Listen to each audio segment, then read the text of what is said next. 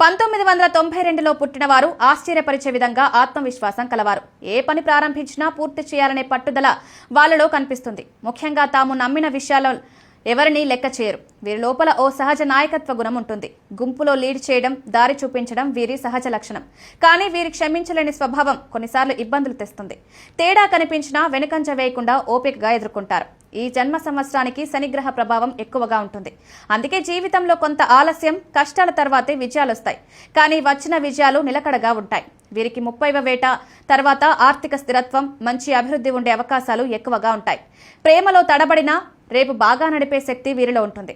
జీవిత భాగస్వామిని ఎంచుకునే విషయంలో చాలా జాగ్రత్తగా నిర్ణయాలు తీసుకుంటారు. కుటుంబం పట్ల వీరి అనుబంధం దృఢంగా ఉంటుంది. ఉద్యోగం కన్నా స్వతంత్రంగా వ్యాపారం, స్టార్టప్స్, స్వయం ఉపాధి పనుల్లో మెరుగైన ఫలితాలు పొందే అవకాశం ఉంటుంది.